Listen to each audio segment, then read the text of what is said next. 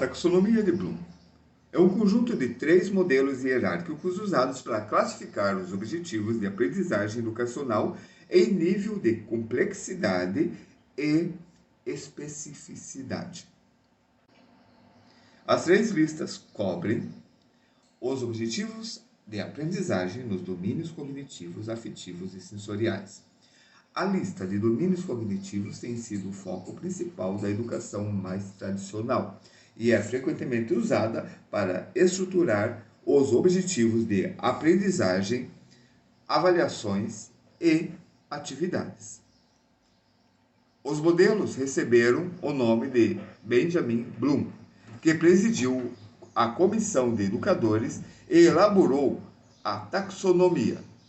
Ele também editou os primeiros volumes do texto padrão Taxonomia de Objetivos Educacionais, Taxonomy of Educational Objectives, The Classification of Educational Goals. Embora tenha o nome de Bloom, a publicação Taxonomy of Educational Objectives seguiu uma série de conferências de 1949 até 1953 que foram projetados para elaborar a comunicação entre educadores sobre concepção de currículos e exames. O primeiro volume de taxonomia, Handbook on Cognitive, foi publicado em 1956 e 1964. O segundo volume, Handbook to Affective, foi publicado uma versão revisada da taxonomia para domínio cognitivo. Foi criado em 2001. O domínio cognitivo, baseado no conhecimento. Versão original. A versão original foi criada em 1956, da taxonomia. O domínio cognitivo é dividido em 6 níveis de objetivos listados a seguir. Na edição revisada em 2001, os níveis têm nomes ligeiramente diferentes e a ordem foi revisada. Lembre-se, entenda, aplique, analise, avalie e crie, em vez de sintetizar. O primeiro é o conhecimento, que envolve reconhecer ou lembrar de fatos, termos, conceitos básicos ou respostas sem necessariamente entender o que eles significam. As suas características são 3. A. Conhecimento de especificidades, terminologias, fatos específicos. B. Conhecimento de formas, meios de lidar com especificidades, convenções, tendências e sequências, classificações e categorias. C. Conhecimento dos universais e abstrações em um campo. Conhecimento de generalizações, teorias e estruturas. Exemplo. Cite 3 variedades comuns de maçãs. A segunda é a compreensão. A compreensão envolve a demonstração de compreensão de fatos, ideias, organizando, resumindo, traduzindo, generalizando, dando descrições, declarando ideias principais. Um exemplo. Resuma a característica da identificação de uma maçã Golden Delicious e de uma maçã Granny Smith. Inscrição é o terceiro. A aplicação envolve o uso do conhecimento adquirido, resolvendo problemas em novas situações, aplicando o conhecimento adquirido, fatos, técnicas e regras. O aluno deve ser capazes de usar o conhecimento prévio para resolver problemas, identificar conexões, relacionamentos e como eles se aplicam a novas situações. Exemplo, as maçãs preveniram o escorbuto, uma doença causada pela deficiência da vitamina C. Quarto, análise. A análise envolve examinar e dividir informações em partes componentes, determinar como as partes se relacionam entre si, identificar motivos ou causas, fazer inferências e encontrar evidências para apoiar generalizações. Suas características incluem 3 análises. Análise A. Análise de elementos Análise B, análise de relacionamentos. E análise C, análise de organização. Um exemplo. Compare e contraste 4 maneiras de servir alimentos feitos com maçãs. Examine quais têm os maiores benefícios para a saúde. Quinto, a síntese. Síntese envolve a construção de uma estrutura ou padrões de diversos elementos. Também se refere ao ato de juntar as partes para formar um todo. Suas características incluem produção de um conhecimento único. A. B. Produção de um plano ou conjunto proposto de operações. C. Derivação de um conjunto de relações abstratas. Exemplo. Transforme uma receita não saudável de torta de maçã em uma receita saudável, substituindo os ingredientes de sua escolha. Defenda os benefícios para a saúde de usar os ingredientes escolhidos em comparação com os originais. E sexto, avaliação. A avaliação envolve a apresentação e a defesa de opiniões por meio de julgamentos sobre informações, validades, ideias ou qualidade do trabalho, com base em um conjunto de critérios. Suas características incluem: A. Julgamentos em termos de evidências internas. B. Julgamentos em termos de critérios externos. Um exemplo. Quais tipos de maçãs são melhores para fazer uma torta? E por quê? Todas essas correspondem ao domínio cognitivo. Vamos falar de domínio afetivo, que é baseado na emoção. As habilidades no domínio afetivo descrevem a maneira como as pessoas reagem emocionalmente, sua capacidade de sentir dor ou a alegria das outras coisas vivas.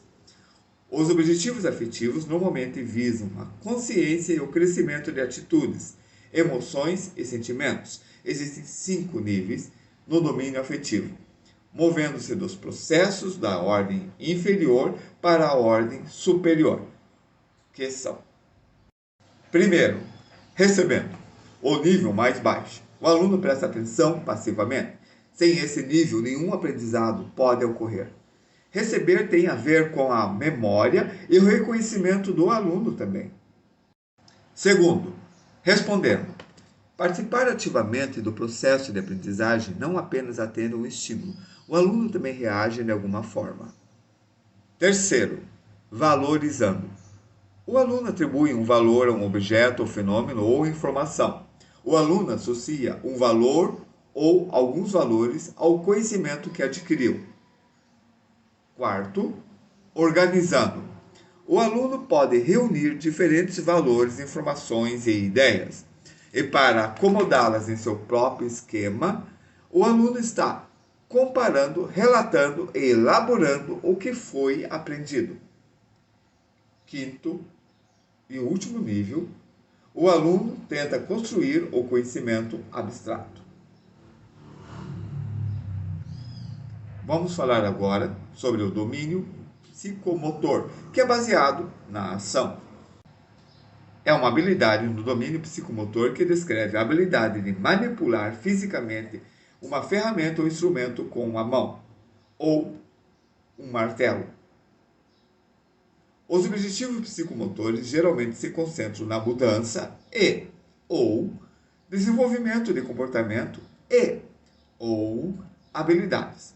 Bloom e seus colegas nunca criaram subcategorias para habilidades no domínio psicomotor.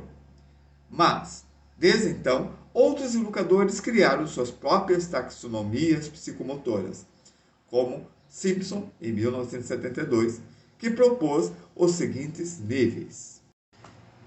Primeira, percepção. A capacidade de usar pistas sensoriais para guiar as atividades motoras. Isso varia desde estimulação sensorial, passando por seleção de pistas, até a tradução. Exemplos: detecta pistas de comunicação não verbal.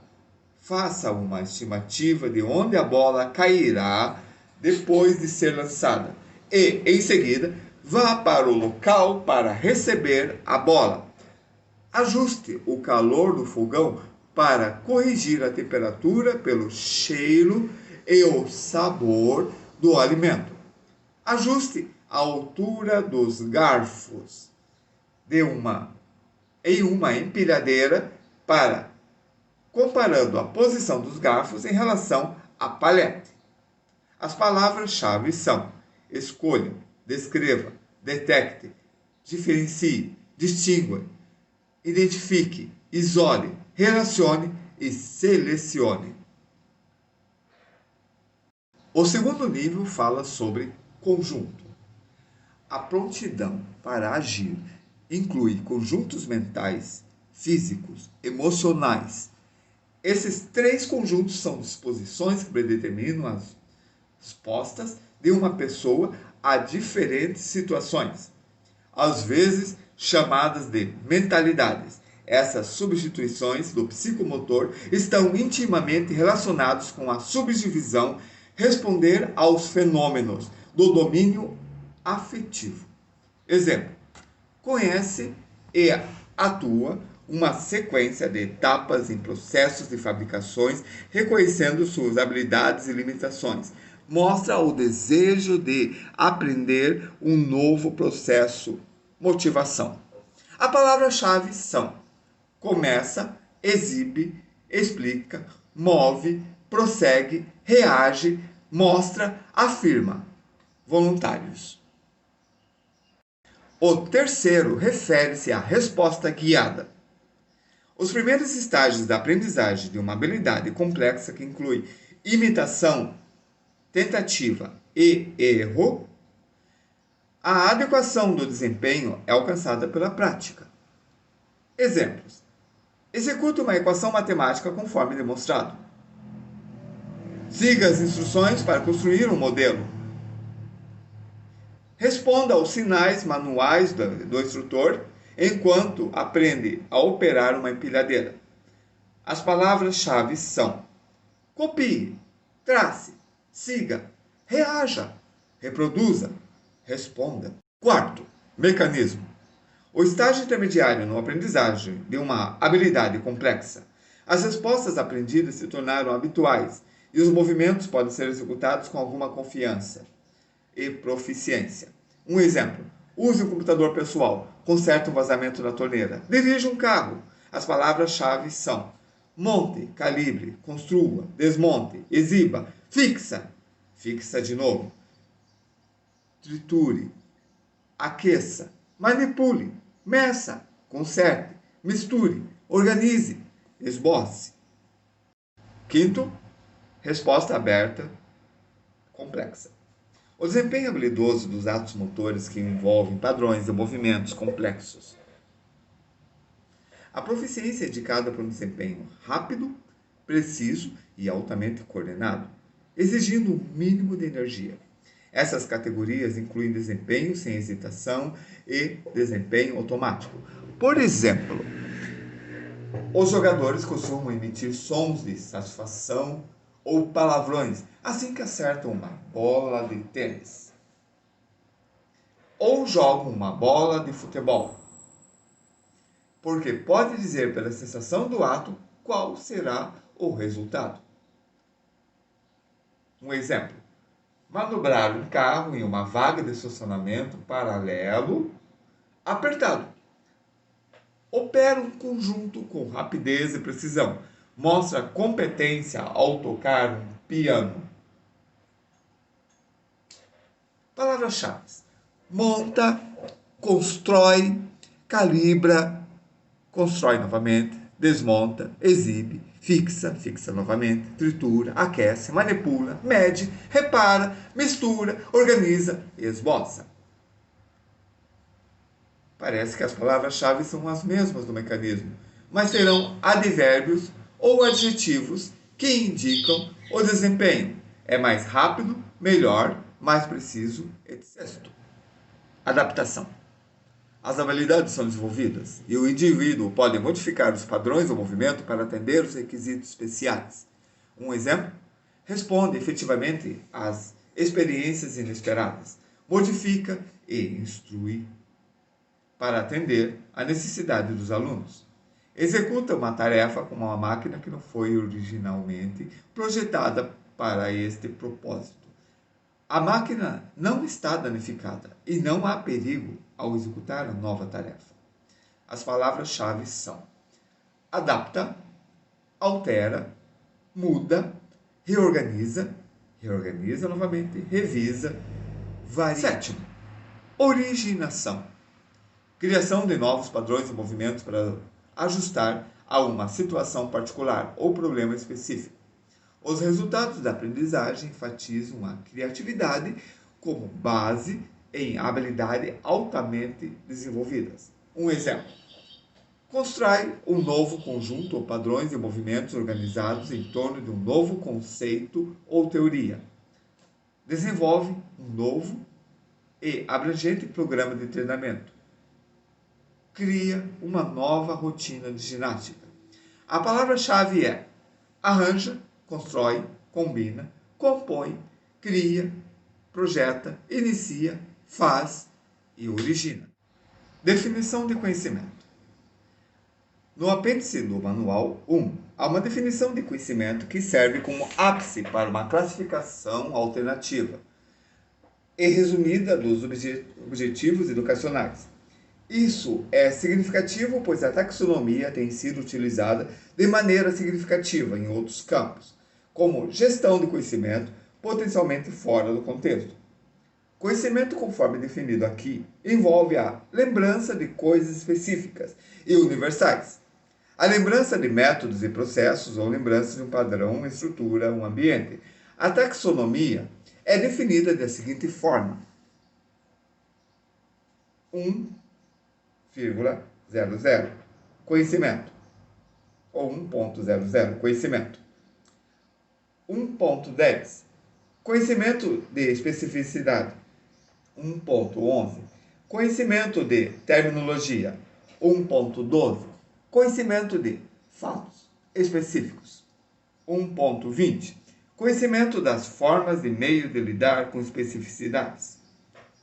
1.21 conhecimentos de convenções. 1.22 conhecimentos de tendências e sequências. 1.23 conhecimentos de classificações e categorias. 1.24 Knowledge of Criteria conhecimento de critério.